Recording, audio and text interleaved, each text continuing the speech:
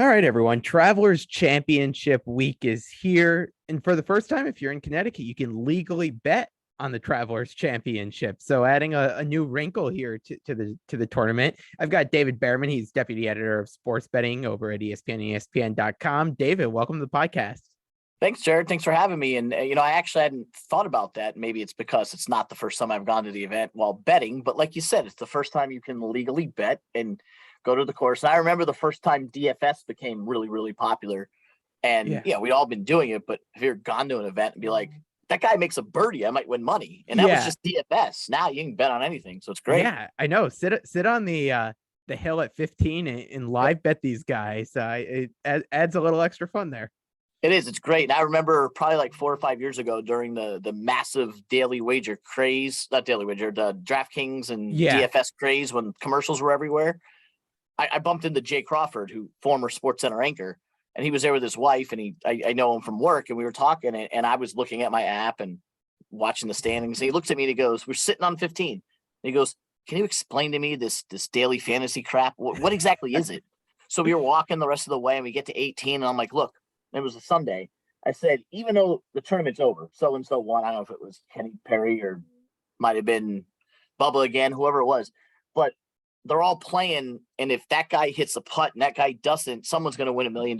He was blown away by the fact that could happen. And now it's a whole nother dimension with sports betting. Yeah, no, it's wild how things have evolved over the past several years here. But let's get into this tournament. As you take a look at this field and at TPC River Highlands, what are you looking for in some of these guys as you start to put some research together around the field and looking at the odds? Sure. And this course is different than a lot of them. And I think you do put added emphasis on course history with these guys. This is one of the courses that's been around the longest in terms of repetitive PGA Tour stops where other events may switch courses. So guys who have played this a lot know how to play it. It's not incredibly difficult. It is short by PGA Tour standards. I would never tell anybody at 6,800 yards is short anywhere, but by PGA Tour standards, it's a short course. So distance doesn't dominate, but distance, obviously, you're never going to say distance doesn't help you. Anybody who hits the ball 350 to your 300 is going to be better, but it's not a long course. So you can get away with shorter hitters. The Kevin Nas of the world, Brian Harmons of the world have done well here because it's short. And you can win by being short if you're accurate. The rough is thick. It's not US Open thick. It's not going to be Boston, the country club thick. But if you miss the fairway, it does penalize you. It's a scoreable course. You look for guys who can get off the tee in the fairway. Again, I don't necessarily put a lot of emphasis on distance, but I do put an emphasis on shots gained off the tee in terms of accuracy. Irons are always good. It feels like I repeat myself every week with telling someone you need strong iron play. No, you really do. But what gets people here, what I especially pay attention to is the greens are also small by PGA Tour standards. You're talking about less than 6,000 square feet of greens. So you need the guys that can get up and down. Scrambling is very important here. And having played it a couple of times in this course, it's you miss a green, rolls off. It's a little not as undulating as you've seen at the US Opens or Augusta, but people who are good out of traps, people who are good around the fringe, if you're good at scrambling, if you can't make it on, are some of the guys to look at. So accuracy off the tee, irons in, and then scrambling ability. Because again, putting's always good. Everyone wants a good putter, but they're not incredibly long and big greens. So you can get away with being an average putter here. Interesting. When you look at this tournament coming the week after the US Open, I know you mentioned, hey, if you hit in the rough, it won't be as bad as it was last week in Brookline. But do you put any weight into these guys who, really battled for a full 4 rounds last week or who were up in the top of the leaderboard and maybe disappointed, with the way they finished? I know Will Zalatoris was a guy who was up there. He ended up pulling out of the tournament. Do you put any weight into those guys coming out of last week? I mean, there's always narrative to the stories. You could have said, well, Justin Thomas didn't chase down Rory 2 weeks ago in Canada. How is it going to be at the US Open? So you can spin a narrative any which way. I probably wouldn't play Willie Z in any tournament coming off a disappointment like that. I stay away from the guys who just miss. Yeah. But yeah, there are guys who missed the cut last week who had 2 extra days to prepare. And, when they leave a tournament, who knows where they go? But if I'm in Boston and my next week is in Connecticut and I got Saturday and Sunday off, I'm coming down the TPC River Highlands and practicing. So you got to give a little thought to the guys who did miss the cut, had a little extra rest and played. But on the flip side, they missed the cut because they didn't play well, whereas Right. the other guys made the cut and did play well. And the one thing I am looking at, and it's fascinating for people who live in Connecticut, this is a great field, Jared, like Yeah. a really good field. I've been here 17 years, and I've never seen a field this good. Obviously, having the US Open on the East Coast and Boston helped. It always does well when any of the million New York courses host the US Open, Wingfoot or Shinnecock. You get a better, or Bethpage. Like Bethpage, the yeah. last time I remember a good field like this was after Bethpage hosted in 09.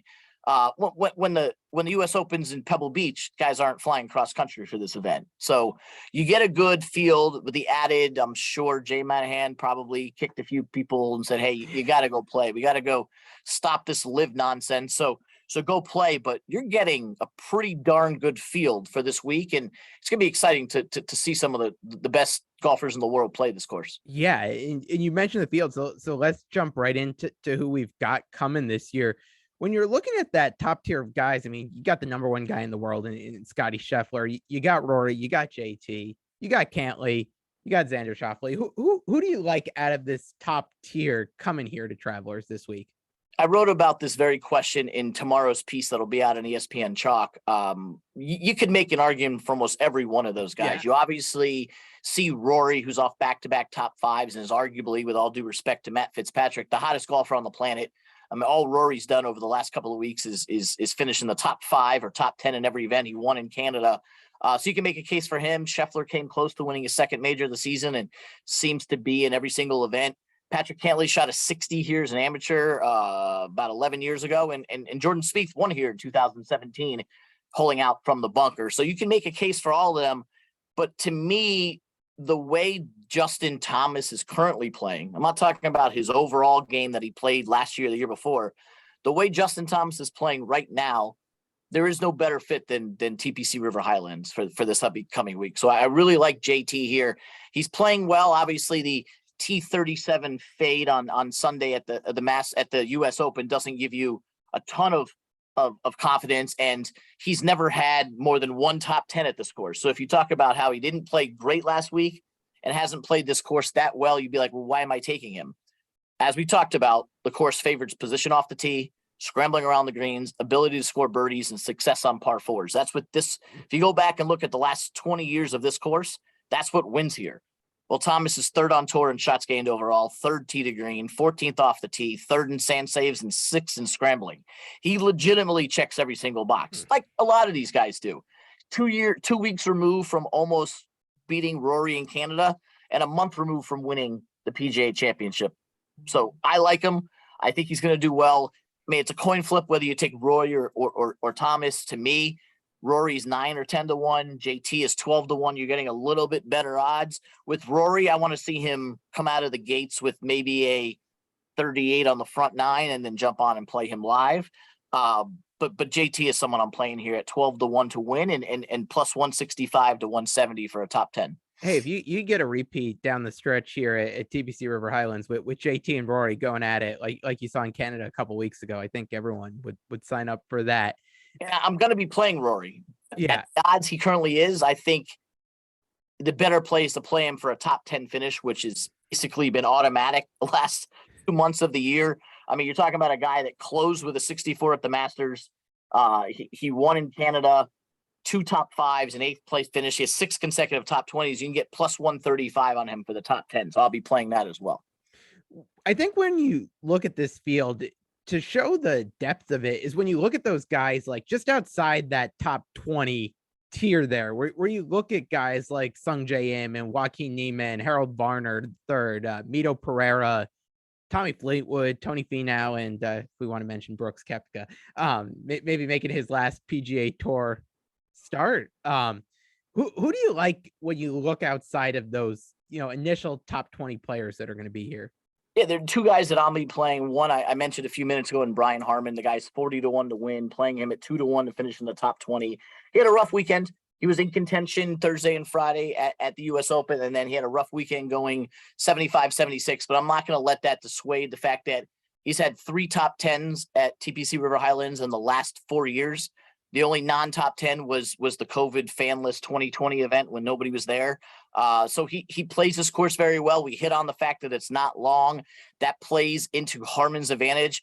I say I like the accuracy over the distance. Here's a guy who's 12th on tour in accuracy as opposed to 180th in distance. Not worried about that. Small greens, great short game player. I like the way he was playing entering the weekend. Gonna kind of ignore what he did over the weekend. I think this is a good bounce back spot. He's a guy that plays anytime you have short type courses out there. He's a guy that you should be playing. Some of the way some of the holes set up actually helps a lefty like Brian. So I think he can take advantage of that and play well. And another guy that's in that middle tier, not a favorite, but not a long shot, Mark Leishman at 50-1, playing him as a top 10 at nearly 5-1. He's a guy who quietly wouldn't have known that he finished T14 last week at the US Open. Yeah. Didn't really contend. You probably, if I had asked you where he finished, you might have said, I don't know, 30 something. I don't think you saw many shots. Yeah. CBS didn't show him, but we won't go into that. I might get in trouble for going there. He has not won this year, but he's put together a very solid year quietly. 3 top 10s, 8 top 25 finishes. He's won here before back in 2012, finished third here last year, T9 in 2016 and T11 in 2014. He makes the cut 10 out of 11 times here. Again, just like Harman, his game is good. 22nd on tour in par fours, 31st in scrambling. You're getting 50-1. And I think you're only getting 50-1 because, as you said, the depth, you have so many of those guys with Scotty and Rory and JT and Xander that somebody's got to be 50-1. And you're getting a guy with 7 PGA Tour wins, one of which was at this very course, plays it well. I think you can play him in the top 10 markets. And at 50-1, if you had said to me before the field was announced, what do you think Mark Leishman's going to be at the Travelers? I would have said probably in the 28 to 30-1 range. But as all these players committed, all of a sudden someone's got to be 50-1. Down, I think there's good value there. Yeah, no, I like that pick. We've seen him play well here, as you mentioned. Sungjae's my pick in this range, by the way. Big Sungjae fan. I try not to let previous weeks influence me, but Sungjae burned me the last couple of weeks. But yeah. He, on that note, like KH Lee, it's a TPC course. Yeah. If it's a TPC course, you should be playing KH Lee somewhere. You don't like him to win, play him in the top 20 or play him in DFS. The guy won earlier this year in Texas at TPC Craig Ranch for the back-to-back years. Played well here before, finishing 13th 2 years ago. He was 6th before he scored an 80 in the final round. There's a little bit of an outsider at probably 80, 85-1, but he plays TPC courses very, very well. When it comes to sleepers, and maybe even there's a name if you're just a casual golf fan or just a casual sports fan in general, maybe you haven't heard of before. Who do you like from the guys with pretty high odds here that you might take a flyer on? KH Lee. Yeah. That would have been a name I would have mentioned. Maybe I jumped the question a little bit. I like him. I'm trying to think. Throw some other names out there that have 100-1 odds, and I'll tell you who I like. You know who shocked me, and I got to see what he is right now. But Webb Simpson at 80-1 earlier this week. I like that one. What do you think of Joel Damon coming out of last week? Too much out of the major. I'm pulling up the odds as we speak to see if there's anybody I like down there. But Joel Damon, he played well. You give him credit for what he did. Another guy who's probably a little bit upset about how he finished. It's a course for him. I think he can be a horse here. Aaron Wise, 50-1. He's in a bad play. He played really solid last week. Been playing solid overall. Webb 80-1 is pretty good. KH Lee is 75-1 at DraftKings right now. Defending champion Harrison English is 100-1. He's been awful this year. He's battled injuries. Guy did win here last year. Is 100-1. You said Damon's 100-1. Ryan Palmer, 130-1, is a guy who plays well on short type courses. I'm scrolling through here. Bo Hostler, 150-1. I wouldn't mind playing. Now you're getting me thinking, who am I going to get in DFS tomorrow? Tom Hoagie, 150-1, has played well. And he's got a good group too. Hoagie's with, I think, with JT's group. So I think it's always interesting to look at one of those guys playing with one of the big names. And whenever you can get Stuart Sink at 200-1, you might as well play him. He's won here a couple times. He's won here. He's coming off one of his best seasons ever last year. It just seems that every time I take him in DFS, he misses the cut, so I won't be playing him. A guy that I still want to buy in that's in this 150 to 1 range. I've always been a Ricky Fowler fan. Have you given up on him? Totally, 100%. He should get on the Live Express and just go away. Like, you know what? I might just play him to miss the cut, because last year his numbers were still inflated, and I was playing him to miss the cut every single week, and I pretty much paid for the man cave with that. Yeah, so. yeah, no, that's the way to do it. I'll give one other guy at 150 to 1, Anirban Lahiri. His caddy is a local Windsor, Connecticut guy, so I like the local connection there. Guy knows the course here. Throw a buck or two on him. You never know what can happen. Kevin Kisner, 100 to 1, is another short game player that when there's short courses, he wins. So there's numbers out there. It would not stun me to see a 75 or 80 to 1 shot win. Yeah. That being said, we've never really had a field with this many iconic good players. So are these 100 to 1 shots really going to outdo Spieth and Rory? And maybe they will. Maybe this is the KH Lee week again, as he goes up through Craig Ranch and plays all the TPC courses. Maybe you hit on this a little when we were bringing up Ricky Fowler there, but is there a guy you just don't like at all this week that you're fading that maybe others have been buying into? I would have said Ricky Fowler. Other people are buying into. I hate saying it because he had a 60 on this course, but Patrick Cantlay hasn't shown me anything this year. I know he's the reigning Tour Player of the Year, did everything but win a major last year, but he hasn't done much this year. Yeah, he had a very good Sunday to all of a sudden finish in the top 20, but he's not someone I'm going to play here. I just don't think this is a course for him, and I don't think he's in good form. So Cantlay would be a guy that I will not be playing. A lot of people like Keegan Bradley. Because that's exactly where I was going. Did that narrative necessarily work last week? He played okay Thursday, Friday, had a great Saturday when everybody else crapped the bed. He moved up, and then he played crappy on Sunday. So I'm not buying it. He's played here before. He's from the Northeast, but you can only carry that narrative so far. Yeah.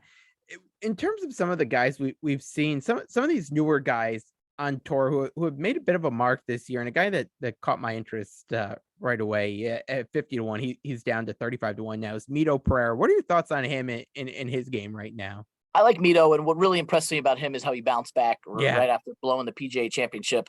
I'll be honest, I played him to miss the cut. That's just me taking advantage of what I thought was a soft, like he blew the lead. He stood on 18 and threw one into the drink, so I'm going to fade him.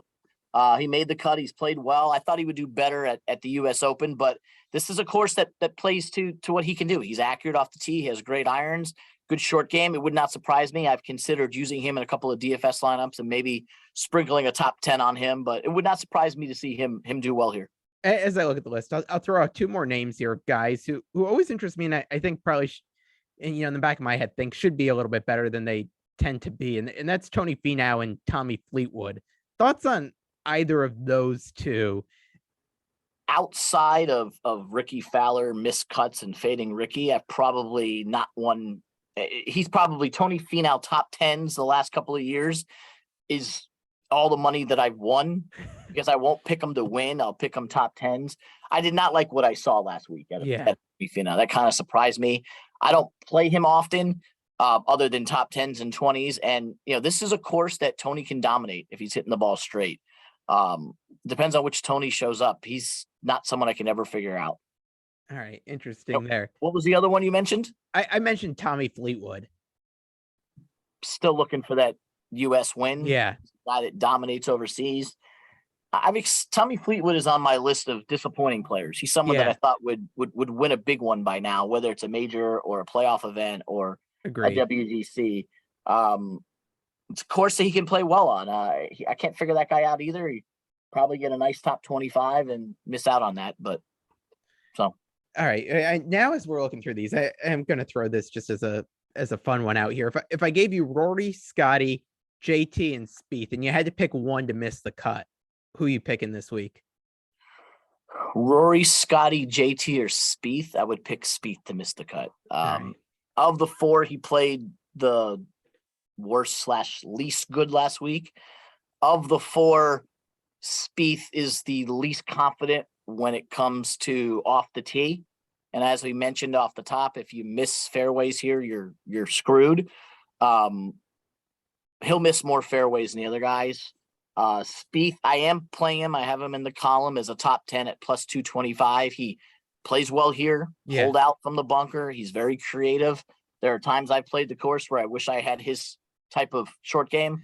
But his accuracy off the tee always worries me. So I would pick Spieth to miss the cut of the 4. Yeah. Interesting. Yeah, no, if only the PIP money was there when Spieth holed out from that bunker. Might have topped the list there, because they certainly got plenty of value out of that one. Yeah. I'll wrap with this one. I know we were talking earlier. You've played this course here. We were both saying 15's our favorite hole. Tell me about your time playing 15, because I want to hear this. So I've played the course twice. Both were last year. I've lived here 17 years and I hadn't played it. I've walked it a million times, with the tournament. Yeah. Got to play it finally last year. And the first time I played it, it was one of my co-coaches on the Little League team that I coach, Coach Pitch team. His 7-year-old son was on the team and he's a member there. Invited me and 2 coworkers to go play. And we were doing match play. The match was fairly tight. All 4 of us were in the same ballpark, couple of shots apart. The match was all squared. We got to 15. I'm the shortest hitter of all 4 of us. So we get to 15 and they're all going for it. And I'm like, I'm not gonna drive the green. That's just not my game. I'm 5'6" here. I'm not gonna do it. But I unleashed a pretty good drive. I put it on the right side, probably about 85, 90 yards short. The 3 of them go and launch it. One goes into the water. The other 2 put it close, but runs off. I took my approach and said, all right, I'm 90 yards away. Let's get it up there. But 15 has that really difficult green. Sorry about the poltergeist light, by the way. The pin was tucked in the front left. Front left. So with this wedge shot, you go for the green. I might have been closer to 65 yards out. If I say 90, you guys are going to think I hit the ball 100 yards off the tee. So about 65 yards out, I knew that if I went for the pin and missed, I was in the water. In the water. Front left, want to go for it, maybe have it go down. But if you miss, you're either going to miss low or it's going in the water. So I tried to play it a little conservative, going for the middle of the green, hoping that, nudge it up there. Maybe I get a good roll and 2-putt par and get out of there. I missed off a little bit to the right and it rolled all the way to the back. So it rolled all the way to the back. I go up there. The other 2 get on and they have manageable birdie putts. And I'm all the way in the back and I'm standing up there and I got I need my binoculars to see the pin. It's so far away. And again, water on the other side. So they put it at about 50, 55 foot putt. Now, obviously I was up first as they're all marked in front of me. And if you've ever seen 15, it's good. Yep. My whole goal was to funnel it close, not run it off into the water and see what happens. I hit it and I watch it and I watch it and I watch it and it drops. Drops. I mean, and if you know how the Travelers is set up, 15, 16, 17, 18 are all over that. Well, 15, 16, 17 are around the water. And then 18 goes back out to the clubhouse. I unleashed a scream that I didn't know I had in me. The other 3 were so excited, they screamed. And you could hear it around the entire water. I had people from 16 and 17 and the 18th tee box all looking at, holy crap. I screamed like the end of the world. None of them hit their birdie putt. So the birdie putt from 50-something feet was the won us the hole. I get to 16 all pumped up. I'd never played it before, but the guy I was playing with said, whatever you do on 16, club up. It's a lot further than it looks. So I'm all pumped up. I'm jazzed. I just hit the shot of my life. I take out a club. He's like, are you going to go? You're clubbing 2 up. I'm like, nah, I'm good. He goes, I told you to club up. I go, I'm full of it right now. I put it right in the center of the green. Was the only one who hit the green, 2 putted for par. The match was over. Wow. 17 and 18 didn't even matter. Wow. There you go. Yeah. No, if I hit that putt that you hit on 15, probably guaranteed that I end up hitting the tee shot in the water on 16. No, I was so jazzed. And mind you, I'm not a scratch golfer. I'm a 17 handy, 16 handicap. So that I don't hit 55-foot putts. It was first time I had played it, first time on that green. I'd watched that green 100 times. Just trying to get it close. And I mean, I told you before we went on the air, I hold out at number 2 at Royal Troon when working the British Open. and from 130 yards out, that had to be one of my top plays before, not hitting a bunker at Turnberry. And then, everyone talks about Karnowski and Van de Velde only needing a double bogey to win the Open. So when I played 18, my whole goal was to get a 6. Yeah. And I wound up getting a 5 and thought that was the greatest thing in the world. Yeah. Until I got to Travelers, TPC River Highland, and I hit I've never hit a putt like that before. So it was awesome. And then going in, this will be the first time I've watched the event since having played it, since I played it after the event last year. So. Oh, well, awesome. David, I really appreciate the time. Thanks so much for coming on and talk about this really great field that we've got here at TPC River Highlands for Travelers. It's going to be a fun one. You go on Friday? Yeah, I'll be there. I'll be there Friday through the weekend. So it's I'll be there on Friday as well. So I'll see you there. All right. We'll see you there. See ya.